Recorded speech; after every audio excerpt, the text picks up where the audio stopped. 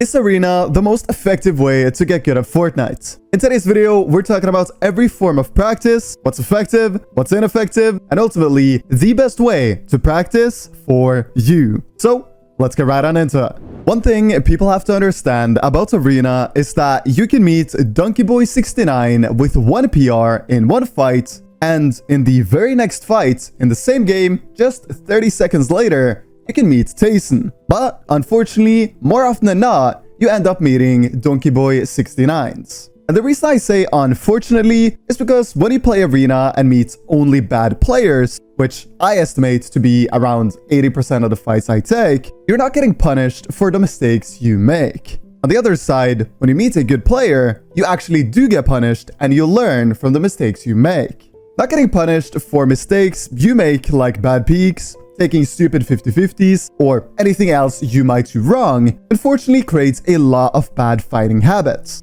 Because a play that works 99.9% of the time against Donkeyboy69 might only work 10% of the time on Tayson. So, what exactly am I saying here? To make my point easier to understand, I want to draw a comparison to the game Valorant. On screen right now, you see the ranks in Valorant. Being a Champion Division player in Fortnite is the equivalent to being a Diamond 3 player in Valorant. And if you are a Diamond 3 player in Valorant, you don't really go out of your way to play against Silver players when you're actively trying to improve, do you?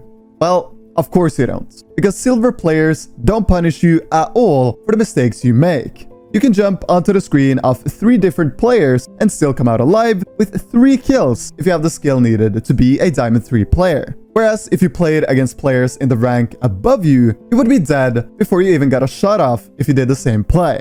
Do you guys understand what I'm saying here? In Champion Division Arena, you unfortunately meet Contender Division players. And as a result of that, if you only play Arena, you will make some seriously bad habits. But as with everything in Fortnite, balancing out the things you play is the key to success. So let's talk a bit about what you should do instead of playing Arena for 8 straight hours in any given day.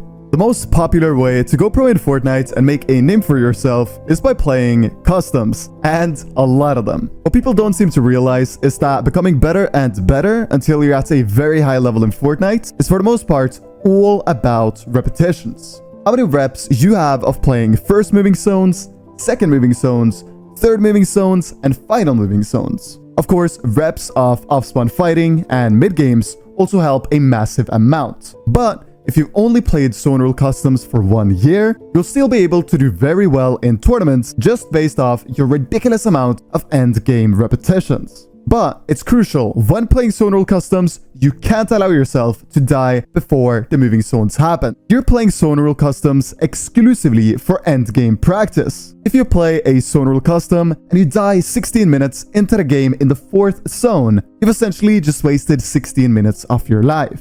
Do your absolute hardest in every game you play to make it to the final moving circle. That is the best way to get as much out of your practice as humanly possible. A lot of people come to me and say, I've been grinding customs for 6 months and I'm still not at a high level. But my friend who's been grinding the same amount as me is insane. What am I doing wrong? The reason your friend is insane and you're not it's most likely because you die because you're either impatient and waste your time by dying 16 minutes into a game, or because he tries even harder to just stay alive compared to you. A lot of players even say, I'm dead, before they're dead in the games they play. And that is the worst mentality you can have. Telling yourself you're dead before you're dead is so ridiculously dumb, because you pretty much tell yourself that there is no way of surviving the situation you're in. So please stop saying, I'm dead, before you're actually dead. So now we've talked about how reps of endgames are the key to success when it comes to consistency and performance in endgames of tournaments. But how can you become an amazing fighter? Listen carefully now, guys. If you want to become an amazing fighter, the best thing you can do is play against much better players than yourself in creative. I recommend build fights because it's so many actions per minute in comparison to realistics, who often can become pretty slow paced. Zone Wars is also amazing for as many actions per minute as possible. What I recommend is finding someone who literally destroys you every time. A common misconception is that you need someone who's only a tiny bit better than you, but that doesn't help out nearly as much as fighting someone who literally destroys you. So try finding someone who beats you with twice the score when playing build fights. If that isn't enough and you still find yourself struggling in fights in tournaments, you need to set off 3 to 5.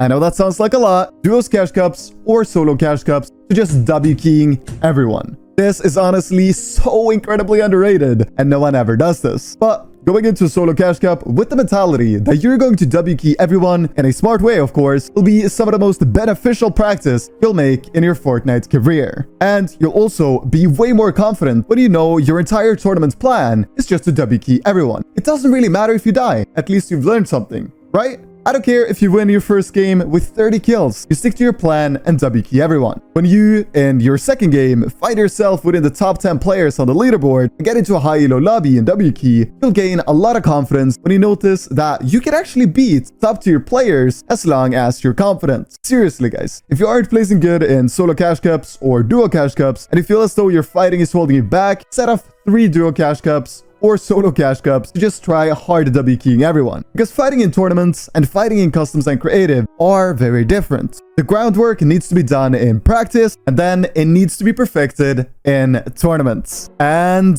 wow, that's a video and a half. Thank you guys so much for watching all the way to the end. Hopefully you enjoyed this video. If you did, consider dropping a like and a sub. And remember, you can always change your mind. My name is M1K3. Stay safe and take care.